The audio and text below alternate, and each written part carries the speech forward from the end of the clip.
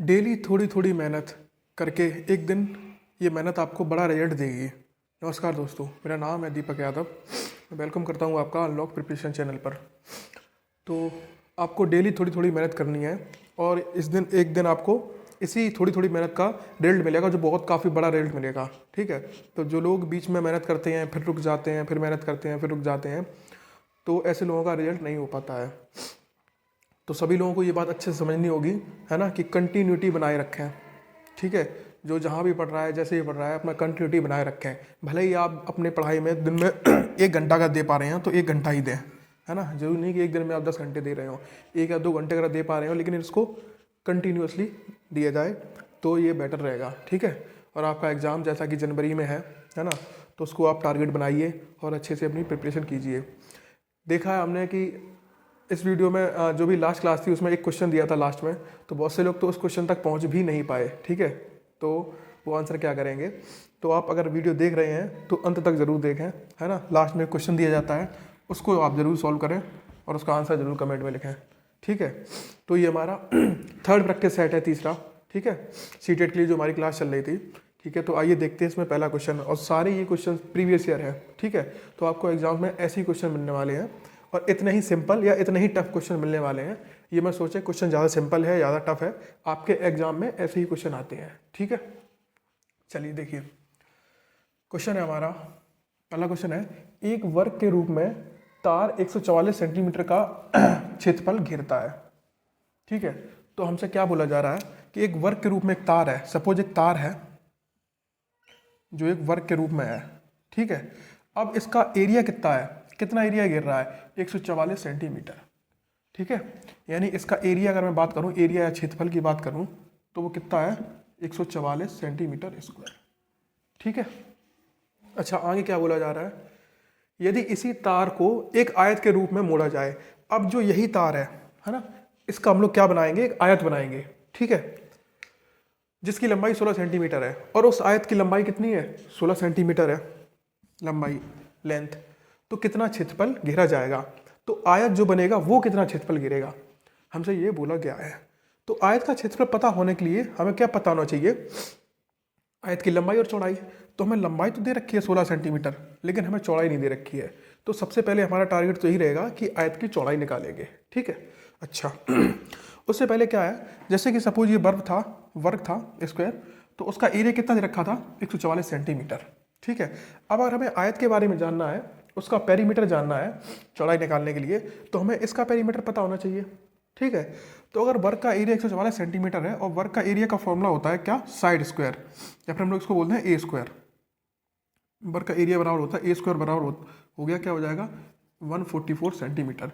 ए जहाँ पे क्या है? वर्ग की साइड है। ठीक है। और वर्ग की सारी साइड्स इक्वल होती हैं। ठीक। तो जब यहाँ से ए निकालेंगे तो क्या आ जाएगा हमारा? 144 पर स्क्वायर रूट आ जाएगा और हमारा एरिया कितना आ जाएगा? 12 सेंटीमीटर। ठीक है। बात समझ में आ रही है? तो सॉरी, हमारी साइड आ जाएगी कितनी? 12 सेंटीमीटर, यानी कि 12। ठीक है। तो ये जो वर्ग है इसकी साइड कितनी हो गई है? इसकी साइड होगी 12 सेंटीमीटर। अच्छा, इस वर्ग का पेरीमीटर यानी कि परिमाप क्या होगा? तो वर्ग की साइड अगर ये 12 है तो ये भी 12 होगी, ये भी 12 होगी और ये भी 12 होगी। ठीक है। तो ये जो तार है, तार की लंबाई अगर हमें निकालनी है तो हम लोग क्या करेंगे? तार की लंबाई क्या होगी? 12 इधर हो जाएगी, 12 इधर हो जाएगी, 12 इधर हो जाएगी, 12 इधर हो जाएगी, यानी 12 12 12 4 बार, यानी 12 चौको 48। तो तार की लंबाई कितनी हो जाएगी?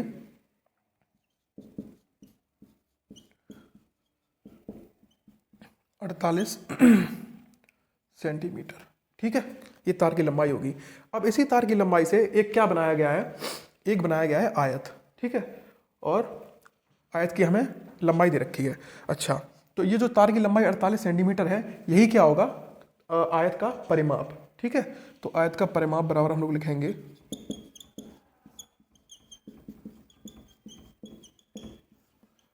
बराबर क्या होता है? 2 ब्रैकेट लेंथ प्लस ब्रेड्थ, यही होता है ना।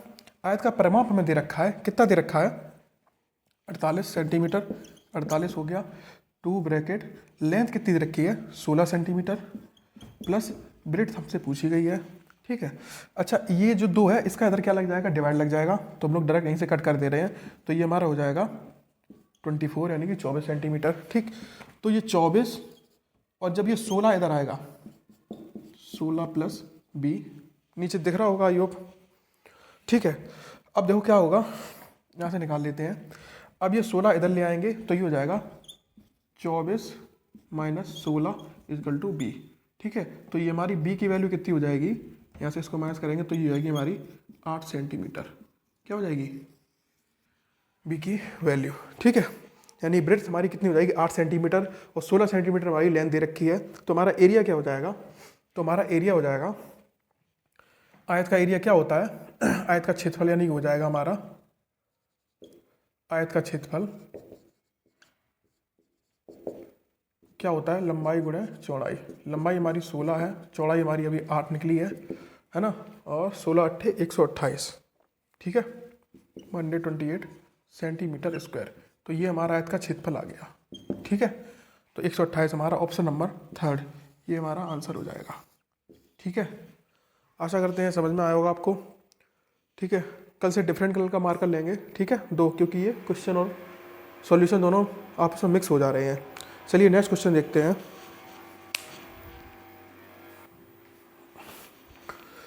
तो हमारा अगला क्वेश्चन है, देखिए इस तरह के क्वेश्चन बहुत आते हैं और इस तरह के क्वेश्चन आपके ईवीएस में भी पूछे जाते हैं। ठीक है, हालांकि ये क्वेश्चन मैथ का आया, मैथ में आया था ये। एक रेलगाड़ी दिल्ली से 29 अगस्त 2019 को 16:30 बजे, यानी 16 ये टाइम दे रखा है हमें, है ना, 16:30 बजे प्रस्थान करती है, यानी कि वो चलना स्टार्ट करती है, छूटती है दिल्ली से। ठीक, और अपने गंतव्य पर 31 अगस्त को, है ना, यानी कि 29 अगस्त से चली और कब पहुंच रही है 31 अगस्त को, यानी 29 को चली है तो 30 को चलेगी और 31 को चलेगी। ठीक है, और 31 को ही पहुंचेगी। 8:45 बजे पहुंचती है। ठीक है, 8:45 पर। इस यात्रा का कुल समय क्या है, हमसे इस यात्रा का कुल टाइम पूछा गया है कि जब ट्रेन चली और जब ट्रेन पहुंची तो कितना समय लगा। अच्छा देखिए, तो इस तरह के क्वेश्चन क्या करते हैं, सबसे पहले तो आप एक बात देख लीजिए, जैसे कोई भी हमारी घड़ी होती है नॉर्मल, जो हम लोग टाइम देखते हैं, है ना, वो कहाँ से स्टार्ट होता है,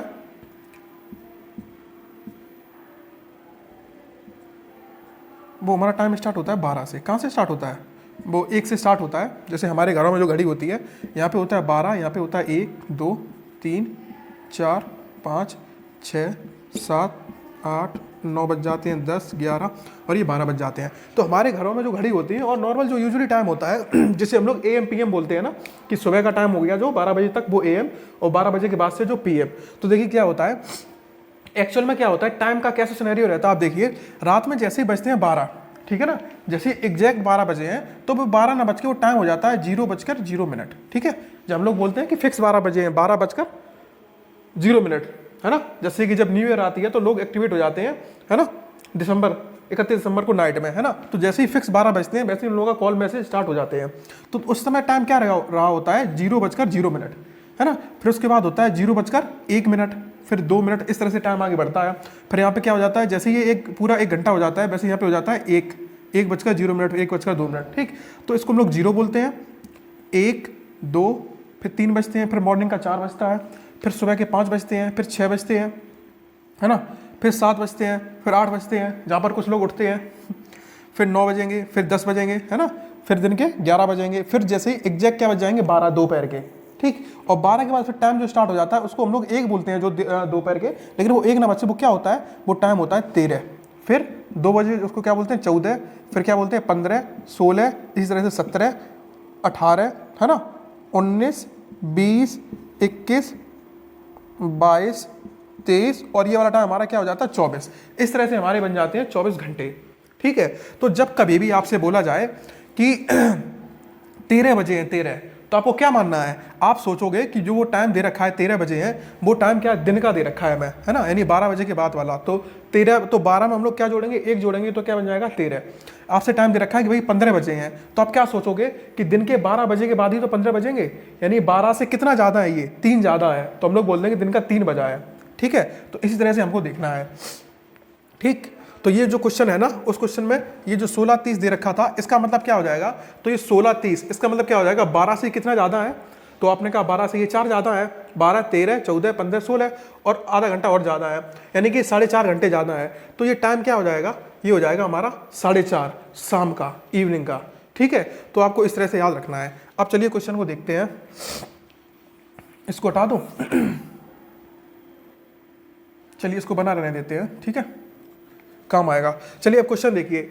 अब एक रेलगाड़ी है जो दिल्ली से 29 तारीख को चलती है, तो हमने कहा चलो ठीक है 29 तारीख को अगर ये चल रही है तो ठीक है, तो ये 29 तारीख को चली, इसको हटाना ही पड़ेगा, क्वेश्चन को मैं यहाँ पे समझा रहा हूँ, ठीक है। तो ये 29 को चल रही है सपोज, तो हमने कहा ठीक है 29 को चल रही है, तो 29 से जब 30 तक चलेगी और चल कब रही है 16:30 बजे, है ना, 16:30 पर। इसका मतलब हमने भी अभी आपको समझाया, इसका मतलब क्या हो जाएगा, इसका मतलब हो जाएगा 4:30 बजे चल रही है शाम को, ठीक है, 4:30 बजे चल रही है। तो ये 4:30 बजे शाम को चली है, 4:30 पर चली, तो 30 को भी ये चलेगी और 31 को भी चलेगी, 31 को पहुंचेगी, ठीक है। तो देखिए जब शाम को 4:30 बजे चली 29 को, तो 30 को ये 4, जब यही टाइम होगा सेम, इसी टाइम पर 30 तारीख को 4:30 जब बजेंगे, तो ये हमारा अभी यहाँ तक कितना आवर हो जाएगा, 12 घंटे नहीं 24 घंटे हो जाएंगे। सोच के देखिए आप, 24 आवर। कोई भी टाइम, जैसे सपोज मैं अभी आपको पढ़ा रहा हूँ, जो अभी टाइम हुआ है, अब यही टाइम लौट के इसी टाइम पे अगर मैं कल की बात करूँ तब तक 24 घंटे हो जाएंगे, ठीक है। तो जो ये 4:30 बजे थे और 30 तारीख को यही 4:30 बजेंगे, तब तक 24 घंटे हो जाएंगे, ठीक है। अच्छा अब देखो क्या होता है, अब हमसे क्या पूछा गया है, जब ये पहुंची थी तो 8:45 पर पहुंची थी, इसका मतलब क्या हुआ, सुबह 8:45 पर पहुंची थी सुबह, है ना। तो अब आप ऐसे देखिए, ये टाइम तो दोपहर का हो गया, शाम वाला। अब सुबह क्या होगा, सुबह जब ये पहुंचेगी 4:30 पर, अब ये टाइम कौन सा है, ये सुबह वाला टाइम है, ठीक है ना, जो हम लोग मॉर्निंग में 4:30 पर है, तब तक हमारे यहाँ पे कितना घंटा हो जाएगा, तब तक हमारे 12 आवर यहाँ पे और हो जाएंगे, बोलो, ठीक है।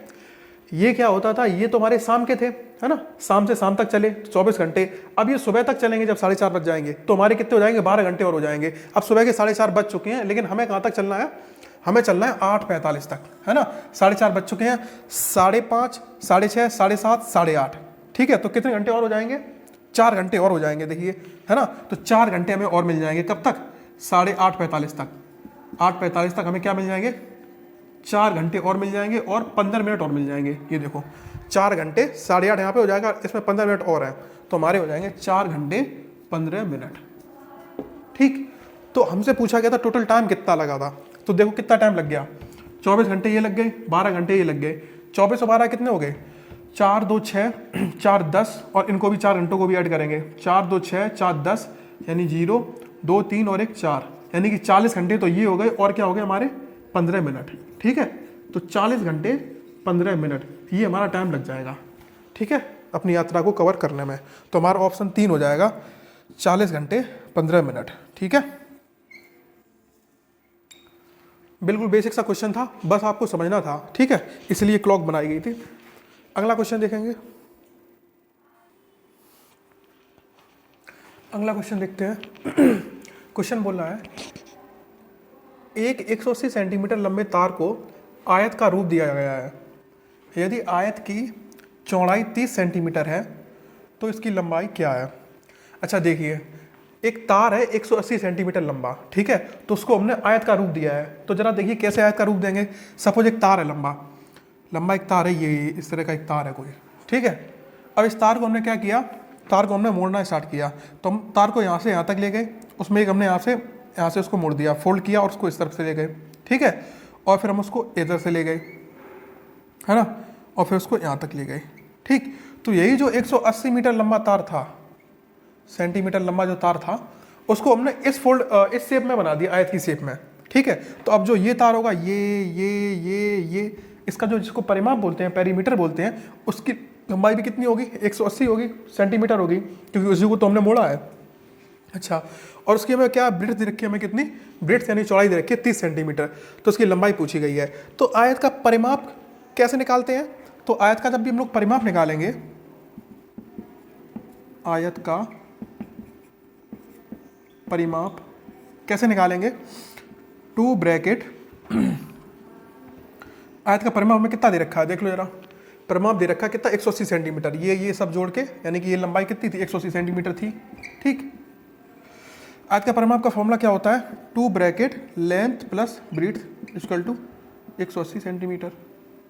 हमने कहा ठीक है। अच्छा, इसकी लेंथ हमें दे रखी है, लंबाई, चौड़ाई दे रखी है, चौड़ाई कितनी दे रखी है, चौड़ाई दे रखी है हमें कितनी, 30 सेंटीमीटर। यानी कि सपोज ये वाली चौड़ाई अगर हो गई 30 सेंटीमीटर, तो लंबाई ये वाली कितनी हो जाएगी, यही हमें पता करनी है लंबाई। ठीक है, तो 2 ब्रैकेट लेंथ प्लस ब्रीथ कितनी दे रखी है 30 इक्वल टू 180 मीटर। इस 2 का क्या लग जाएगा, डिवाइड लग जाएगा। बोलो, जब 2 से हम लोग भाग देंगे तो 180 में भाग देंगे 2 से, तो क्या रह जाएगा उधर, 18 हो जाएगा, 9 बार जाएगा, 2 ने 18 और 0 90। तो L प्लस 30 इक्वल टू क्या आएगा 90। अब अगर हमें L की वैल्यू निकालनी है तो 30 को उधर ले जाएंगे, 30 अभी यहाँ पे प्लस का है, जब उधर जाएगा तो माइनस का हो जाएगा, तो 90 में से 30 माइनस हो जाएंगे, तो आंसर कितना आ जाएगा, तो L बराबर क्या हो जाएगा 90 माइनस 30, जो कि कितना हो जाएगा 60 सेंटीमीटर। यही हमारा आंसर है। ठीक है, तो हमारा आंसर ये हो जाएगा 60 सेंटीमीटर। ठीक है, ऑप्शन नंबर 1। ये सारी सेंटीमीटर में दे रखी है वैल्यू। ठीक है, बिल्कुल सिंपल सा क्वेश्चन था। नेक्स्ट क्वेश्चन देखेंगे। नेक्स्ट क्वेश्चन है हमारा, देखिए पेडागोजी का क्वेश्चन है। मैथ पेडागोजी जो होती है, यह समझाने के लिए कि 1/4 1/3 से छोटा है, यानी कि 1/4 लेस देन 1/3। तो ये हमें समझाना है बच्चों को, निम्न में से कौन सी योजना सबसे अधिक उपयुक्त है। तो हमें ये बताना है बच्चों को कि जो 1/4 है, ये फ्रैक्शन दे रखा है हमें, ये 1/3 से छोटा है, मतलब 1/4 छोटा है, 1/3 बड़ा है। तो ये बच्चों को हमें समझाना है। तो इनमें से कौन सी योजना सही है। कागज़ की पट्टियों का प्रयोग है ना, कागज़ की पट्टियों का प्रयोग करके हम लोग उन्हें समझा सकते हैं, या डायनेस ब्लॉक्स का प्रयोग करके, अच्छा, या संख्या चार्ट का प्रयोग करके, या लघुत्तम समावर्तक का प्रयोग करके। अब देखिए, तो बच्चों को ये हमें समझाना है, तो छोटी क्लास में जब भी बच्चों को पढ़ाया जाता है, अब ये किसी बड़े को भी अगर समझाना है तो भी हम लोग उसको सिर्फ एक ही तरीके से समझा सकते हैं। कौन सा वो तरीका होगा, कागज़ की पट्टियों का प्रयोग करके। कैसे कागज़ की पट्टियों का प्रयोग करेंगे, तो इसका ऑप्शन तो ये हो जाएगा। बाकी ये लघुत्तम समावर्तक ये तो कभी नहीं होगा, है ना। एलसीएम लेके बच्चों को समझाएंगे तो छोटे बच्चों को थोड़ी ना समझ में आएगा। ठीक है, हम उनको इस वाली अवधारणा के बारे में बता रहे हैं, तो हमें क्या करना होगा इसी का। बाकी संख्या चार्ट का प्रयोग से डायरेक्ट संख्या चार्ट उनको दिखा देंगे, उनको इतनी समझ होती नहीं है ना, ना ही डायरेक्ट ब्लॉक करके, ये भी नहीं आएगा। ठीक है, तो देखिए, तो एक कागज़ की पट्टियों का प्रयोग करके कैसे, जैसे कि हम लोग क्या करेंगे, एक कागज़ कट करेंगे, ठीक है, बड़ा सा इस तरह से, है ना, कोई कागज़ कट करेंगे और उसमें से जैसे हमें 1/4 दिखाना है उसको, तो हम लोग क्या करेंगे, टोटल कितने ब्लॉक बनेंगे 4, तो इनको हम लोग 4 में डिवाइड करेंगे। एक ये बन गया, एक ये बन गया 2, एक ये बन गया 3, यानी इक्वल इक्वल हम लोग क्या बनाएंगे, 4 पट्टियाँ बनाएंगे। ठीक है, एक कागज़ की। ठीक है, अच्छा, अब जैसे दूसरा वाला है, इसका हो गया, दूसरे वाले का देखिए, ये तो 1/4 का हो गया, 1/3 का देखिए कैसा बनेगा, यानी कि हमें सेम उतनी ही लंबाई का एक कागज़ लेना होगा, पूरी लंबाई सेम, है ना, जितनी इसकी है उतनी इसकी। ठीक है,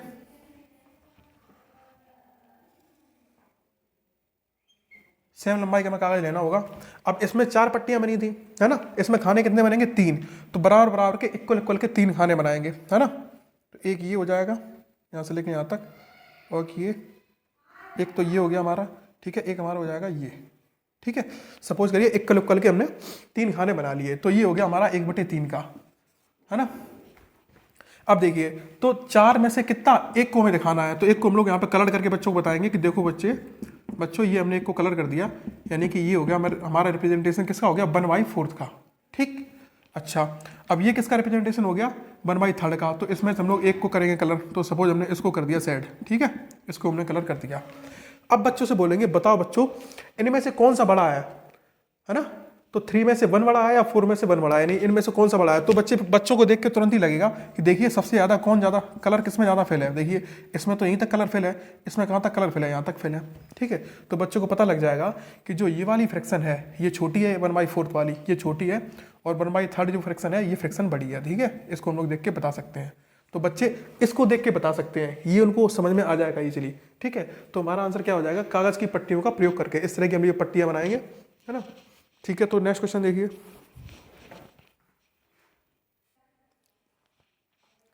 अगला क्वेश्चन देखेंगे, ये गणित मैथमेटिकल पेडागोजी का क्वेश्चन है। निम्न में गणित में उपलब्धि कम होने का कारण क्या हो सकता है। अच्छा, गणित में उपलब्धि का मतलब हो जाएगा अचीवमेंट इन मैथ्स, है ना, तो उपलब्धि का मतलब हो जाएगा अचीवमेंट। तो अचीवमेंट्स, आपने देखा होगा बहुत से बच्चे अन्य सब्जेक्ट में तो होशियार होते हैं, लेकिन हो सकता है मैथमेटिक्स में वो उनको ना ही कुछ ठीक से आता हो और अन्य सब्जेक्ट में काफ़ी ज़्यादा ब्राइट होते हैं। तो इसका रीज़न हमसे पूछा गया है कि क्या रीज़न हो सकता है जो इनमें से दे रखा है ना। तो चलिए देखते हैं, नज़र डालते हैं। तो देखिए पहला नंबर दे रखा है जेंडर या लिंग। तो अब इसका मतलब ये तो बिल्कुल अपोजिट बात बोल रहा है कि अगर कोई लड़का है या फिर कोई लड़की है तो लड़के ज़्यादा होशियार होंगे, ऐसी कोई बात है ना, या लड़की ज़्यादा होशियार होंगी, ऐसी भी कोई बात नहीं। तो गणित की जो प्रकृति ऐसी है ही नहीं, है ना, कि किसी जेंडर बेसिस को ज़्यादा वो तवज्जो देती हो, चाहे लड़का हो चाहे लड़की हो, बराबर वो सीख सकते हैं, है ना। तो ये तो बिल्कुल बात गलत होगी, है ना, कि गणित में उपलब्धि कम होने के क्या कारण है। तो ये तो नहीं होगा, जेंडर तो नहीं होगा, ठीक है। ये तो इसका तो कोई रोल नहीं है कि गणित में उपलब्धि कम हो उसकी वजह से। अच्छा, गणित का स्वरूप अभी बोल रहा है कि अगला कारण हो सकता है कि गणित का ऐसा स्वरूप ही ऐसा है कि कुछ बच्चे कम परफॉर्म कर पाए। तो ये भी बिल्कुल गलत बात है। गणित का स्वरूप या नेचर तो ऐसा है कि वो हर कोई इसे सीख सकता है, बच्चे से लेकर बूढ़ा तक, ठीक है। तो ये भी बात बिल्कुल गलत है। नेक्स्ट बोला जा रहा है व्यक्ति की स्वाभाविक क्षमता। ये बोल रहा है कि कुछ व्यक्ति की स्वाभाविक क्षमताएं होती हैं वो मैथ सीख सकते हैं, और कुछ व्यक्ति की ऐसी क्षमताएं नहीं होती वो मैथ नहीं सीख सकते हैं। तो ये भी बात बिल्कुल गलत है ना। हर व्यक्ति में ये कैपेबिलिटी है कि वो मैथ सीख सके। मैंने अभी बताया था, चाहे बच्चा हो चाहे बूढ़ा हो, कोई सा भी, हर कोई मैथ सीख सकता है, गणित। अब नेक्स्ट है सामाजिक सांस्कृतिक पृष्ठभूमि। देखिए ये बात बिल्कुल ठीक है कि अगर मैथमेटिक्स में की आपकी सामाजिक सांस्कृतिक जो पृष्ठभूमि अगर वो ठीक नहीं रही है ना, वहाँ पे इस तरह का आपका एनवायरनमेंट आपको नहीं मिला है ना, तो हो सकता है कि आप मैथ में कमजोर हो, ठीक है। कोई सी भी आप जनजाति वगैरह देख लीजिए, अब वहाँ पे इतना चलन नहीं है कि उनका मैथ अच्छा हो, और चीज़ें उनको ठीक से आती हैं, वो सब कुछ कर सकते हैं, लेकिन हो सकता है वो कैलकुलेट चीज़ें ना कर पाते हो, ठीक है, क्योंकि उनकी जो सामाजिक और जो सांस्कृतिक पृष्ठभूमि है वो उस तरह की ना रही हो, है ना। आपके यहाँ पे इस तरह की कोई पृष्ठभूमि रही हो, है ना, तो आपको मैथ में अच्छे नॉलेज है, और बच्चों को हो सकता है ना हो, है ना। तो यही हमारा ऑप्शन ठीक हो जाएगा कि ये हो सकता है इस वजह से बच्चे कुछ अगर मैथ में कम अचीव कर पा रहे हैं, तो रीजन एक ही हो सकता है कि हो सकता है उनकी पृष्ठभूमि ऐसी रही हो, है ना, डिफरेंट रही हो। तो हमारा ऑप्शन क्या हो जाएगा, 4 हो जाएगा, ऑप्शन नंबर 4। नेक्स्ट क्वेश्चन देखेंगे।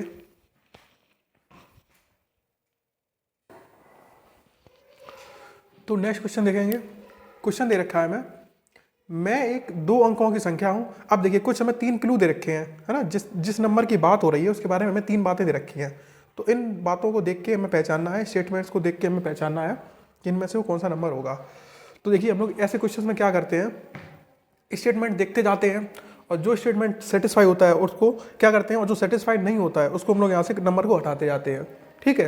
तो देखिए मैं एक 2 अंकों की संख्या हूँ, पहली बात इसने बोली है मैं एक 2 अंकों की संख्या हूँ। तो ऑप्शन में नजर डालते हैं क्या सारे, ऑप्शन संख्या ही पूछी गई है, तो क्या सारे नंबर्स 2 अंकों के हैं। तो हमने कहा हाँ सारे 2 के हैं।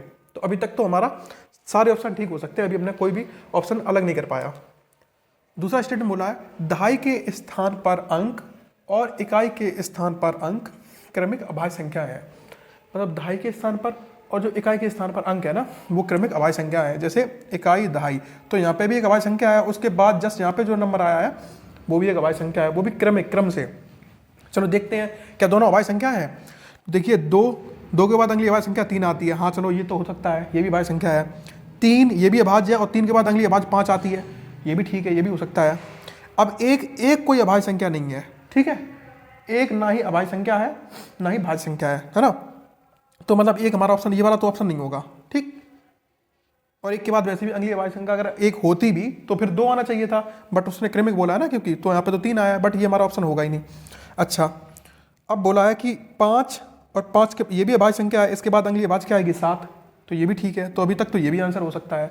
तो यानी कि इन 2 स्टेटमेंट से हम केवल एक ऑप्शन हटा पाए हैं, बाकी देखते आए क्या है। अंकों का योग, जो इस नंबर जो भी दे रखा है उसके अंकों का जो योग है ना, वो क्या है, 3 और 4 का गुणज है। यानी अंकों का जो योग है वो 3 और 4 का गुणज हो जाएगा। 3 और 4 का गुणज का मतलब हो जाएगा 3 गुणा 4 यानी कि 12, यानी अंकों का योग कितना होगा, 12 होगा। अब देख लेते हैं 12 किसका अंकों का योग है। 3 2 5 है इनके अंकों का योग, तो ये तो होगा नहीं। 5 3 8 ये भी नहीं होगा। 7 5 12, ये देखो अंकों का योग 12 आ गया जो उसने बोला था। तो हमारा यही ऑप्शन हो जाएगा ठीक है, ये वाला। तो ऑप्शन नंबर क्या हो जाएगा 4 57, ये हमारा आंसर हो जाएगा। नेक्स्ट क्वेश्चन देखते हैं, ठीक है।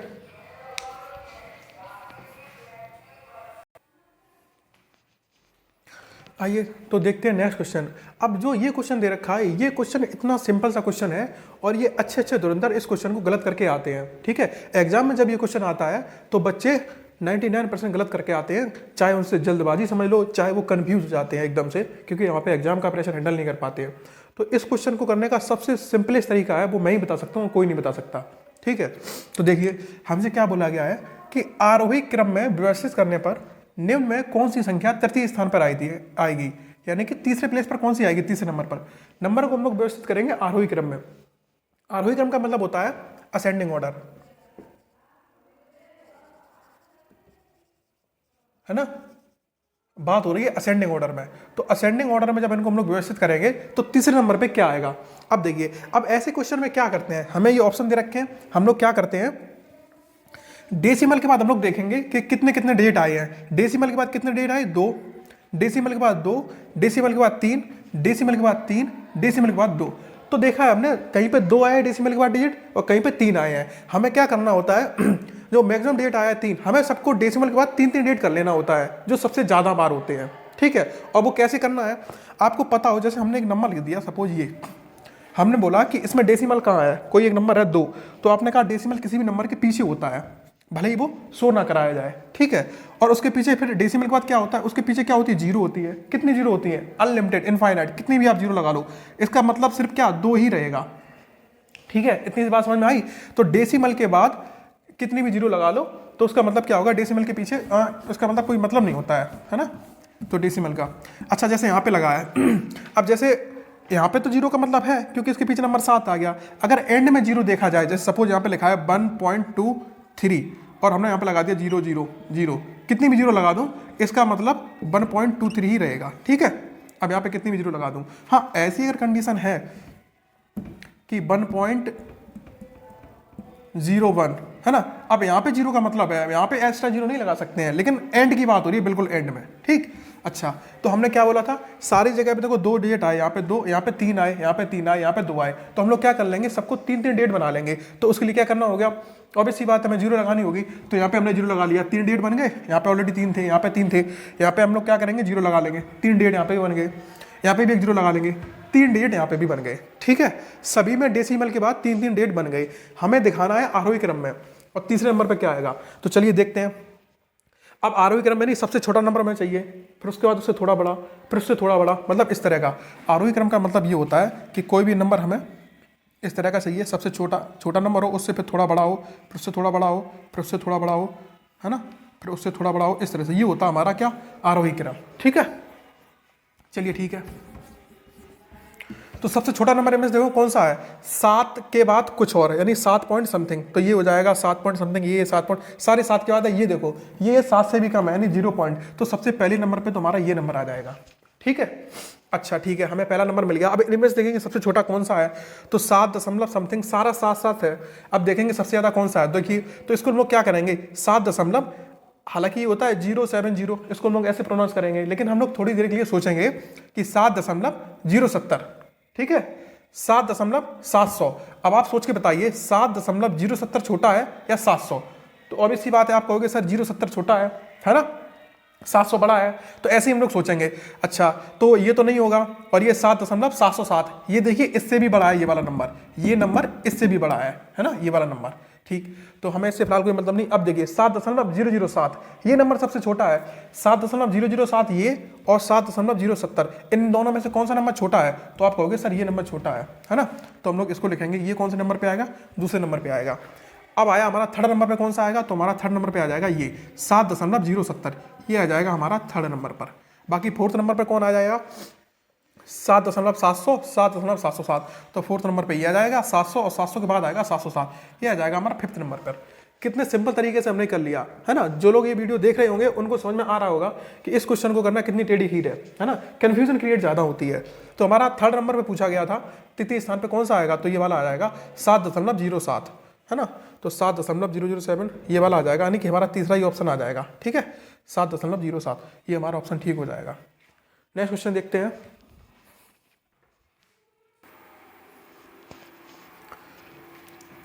देखिए फ्रेंड्स, नेक्स्ट क्वेश्चन है हमारा, वह संख्या जो 1 से 10 तक सभी संख्याओं से विभाज्य होगी। मतलब हमें एक ऐसी संख्या बतानी है जो 1 से लेकर 10 तक सभी संख्याओं से विभाज्य होगी, तो ऐसी संख्या कौन सी होगी। तो अब सिंपल सी बात है, हमें एक ऐसी संख्या चाहिए जो 1 से भी डिवाइड हो, जो 1 से भी डिवाइड हो, 2 से भी हो, 3 से भी हो, 4 से भी हो, 5 से भी हो, 6 से भी हो, 7, 8, 9 एंड 10, इन सब नंबर से डिवाइड हो। एक ऐसी संख्या जो 1 से भी डिवाइड हो जाए, 2 से भी हो जाए, 3 से भी हो जाए, 4 से भी हो जाए।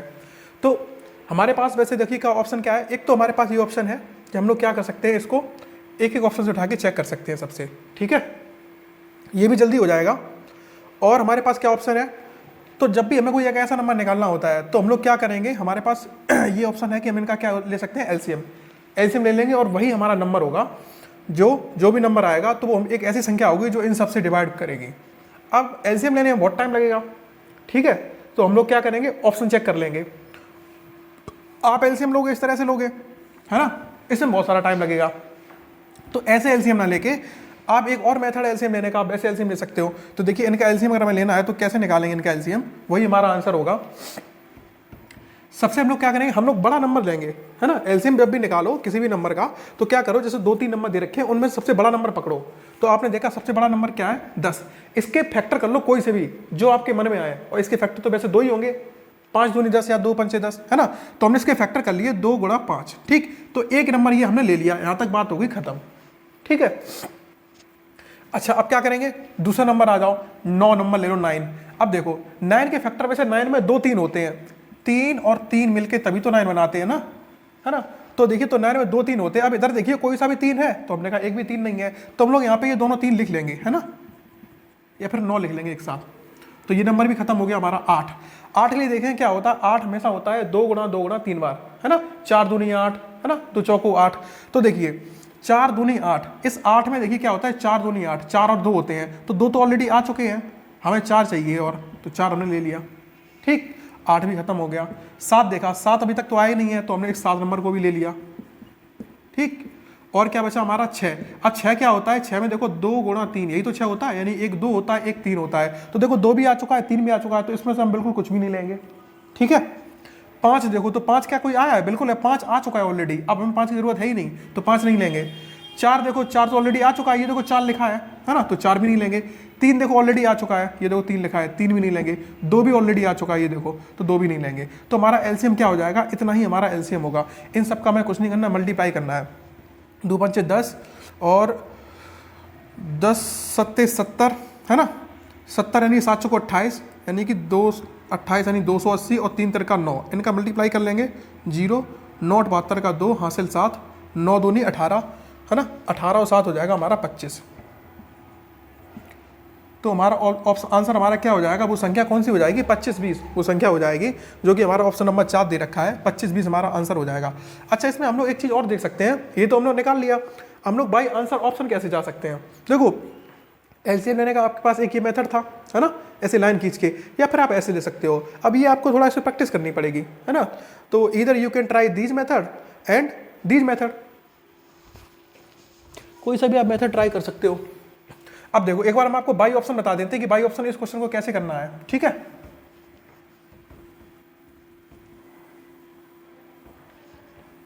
देखो हमें क्या करना था, हमें चेक करना था कि वो नंबर 1 2 3 4 5 6 7 8 9 10 इन सबसे वो नंबर डिवाइड होना चाहिए, हमें एक ऐसी संख्या चाहिए। तो देखेंगे सबसे पहले हम लोग डिविजिबिलिटी चेक करेंगे। तो सिंपल सी बात है, देखो ये नंबर 0 से 0 है, लास्ट में 0 है, तो यानी 10 से तो डिवाइड हो ही जाएंगे, है ना। हमें डिविजिबिलिटी किसकी चेक करनी होती है, सबसे पहले कभी भी अगर आप किसी भी क्वेश्चन की डिविजिबिलिटी चेक करो तो 9 की करो या 3 की करो, ठीक है। अब 9 की डिविजिबिलिटी क्या होती है कि अंकों का योग 9 से डिवाइड होना चाहिए, ठीक है। तो देखेंगे यहाँ पे अंकों का योग क्या आ रहा है, 1 आ रहा है ना। तो अब अंकों का योग जब 1 आ रहा तो वो 9 से कैसे डिवाइड होगा, है ना। तो ये तो हमारा नंबर होगा ही नहीं। 6 7 10 आ रहा अंकों का योग, तो ये भी नहीं होगा। 1 आ रहा, ये भी नहीं होगा। 2 5 7 2 9, देखो अंकों का योग कितना आ रहा है, 9 आ रहा है। अब 9 आया है और 9 ही 9 को डिवाइड कर सकता है, तो हमारा ये सेटिस्फाइड हो गया कि 9 तो इनको काट देगा, बाकी ये नंबर भी काटेंगे, ठीक है। अब इनको जब 9 ही नहीं काट पा रहा है तो हम लोग आगे चेक नहीं करेंगे, तो हमारा ऑप्शन क्या हो जाएगा, ये हो जाएगा हमारा ऑप्शन। तो आप कैसे भी कर सकते हैं। देखिए क्वेश्चन, देखिए फ्रेंड्स, हमने काफ़ी क्वेश्चन आज किए। एक क्वेश्चन जो आपको हम दे रहे हैं वो आपको घर से करना होगा, और आपको उसका आंसर कमेंट बॉक्स में डालना होगा, ठीक है। और आपको जरूर ही डालना होगा उसका आंसर, ठीक है। आप कर पा रहे हो नहीं कर पा रहे हो, ठीक है। तो नेक्स्ट क्वेश्चन देखिए, अभी बोर्ड पे आ रहा है, और उसका आंसर आपको कमेंट में जरूर लिखना है।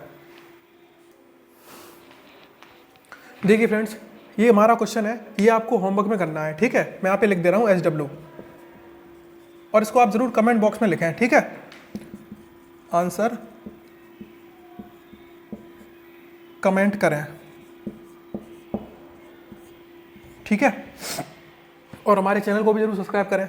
तो देखिए हम एक बार क्वेश्चन आपको बता दे रहे हैं। एक वर्ग की भुजा 4 सेंटीमीटर है, ठीक है। कितनी सेंटीमीटर है? 4 सेंटीमीटर है। इसे काटकर 4 बराबर वर्गों में विभाजित किया जाता है। तो इसको काटकर हम लोग 4 वर्ग बनाएंगे, है ना। तो प्रत्येक छोटे वर्ग का क्षेत्रफल क्या होगा? अब जो छोटे छोटे वर्ग बनेंगे 4, तो उसमें से हमें वर्ग का क्षेत्रफल बनाना है कि जो एक छोटा वर्ग है जो कि सारे बराबर होंगे, उनमें से सबसे छोटा वर्ग है जो, उसका क्षेत्रफल क्या है? सारे बराबर होंगे, है ना।